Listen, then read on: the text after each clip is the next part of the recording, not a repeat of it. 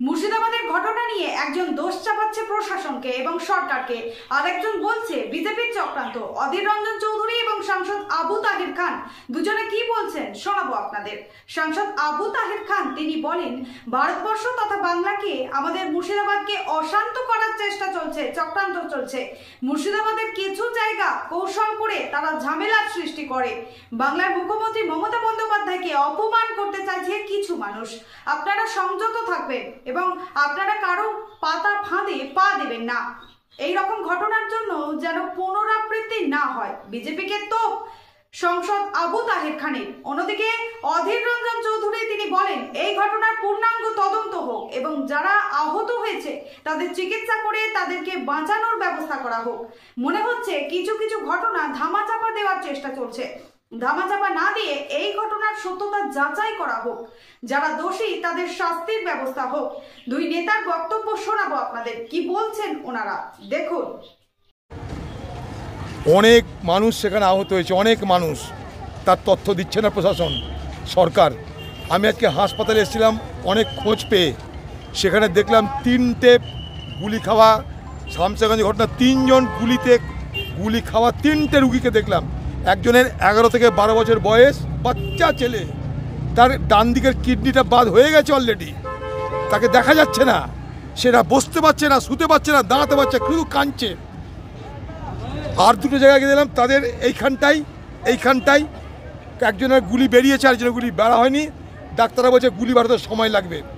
অল্প বয়সী ছেলে, তার মধ্যে একটা ছেলে আবার বলছে, আমি মায়ের ওষুধ আনতে গেছিলাম দোকানে, মায়ের ওষুধ আনতে গেছিলাম, মা অসুস্থ, তার মায়ের জন্য ওষুধের দরকার, দোকান থেকে ওষুধ আনতে গেছিলাম, গুলি বলছে, পিছন দিকে গুলি চললো।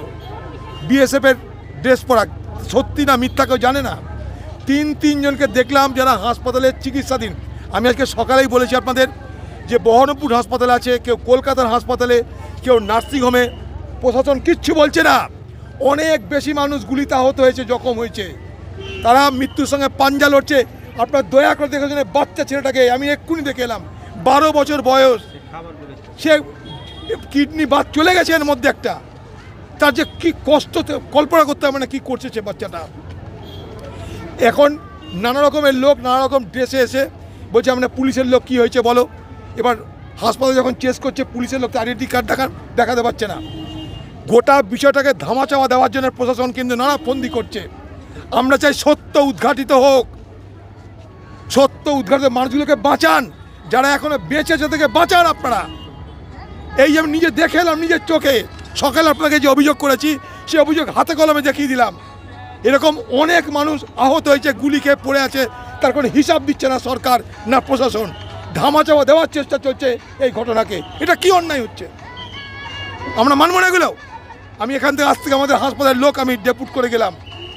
আমরা আরও এই তদন্তের গভীর তদন্তের জন্য আরও বেশি করে দাবি করতে থাকবো। দরকার আমরাও করতে যাব এই জেলার পক্ষ থেকে। আমরা ছেড়ে কথা বলবো না, এইভাবে মানুষের মৃত্যু দেখতে পারবো না। যাদেরকে ভর্তি করতে তাদেরকে মারাও যেতে পারে। বাচ্চা ছেলে তো মনে হচ্ছে মারা যাবে। আমি যখন জিজ্ঞেস করছি বাঁচবে কি, বলতে পারছি না ডাক্তার, হ্যাঁ কি না, বলছে চেষ্টা করছি, ডান দিকে কিডনি বাদ। বাচ্চা ছেলে, সে মারামারি করতে গেছে, এইটুকু বাচ্চা ছেলে।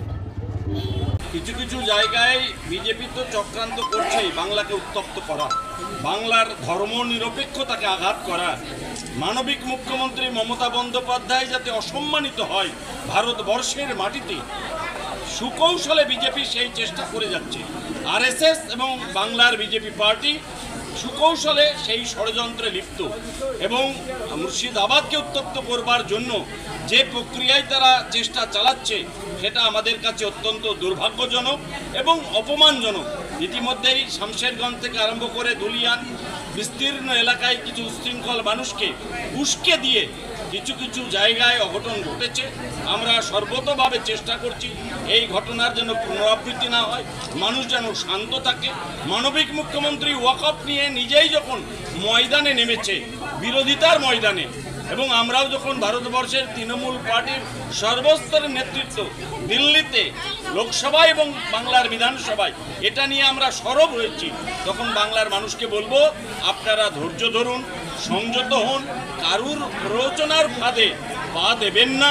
বিজেপি যেভাবে বাংলাকে উত্তপ্ত করার চেষ্টা করছে, হিন্দু মুসলমানে ভাগ করার চেষ্টা করছে, তাদের পাতা ফাঁদে বাংলার মানুষ যেন পা না দেয় সেই আবেদন, সেই অনুরোধ রাখছে।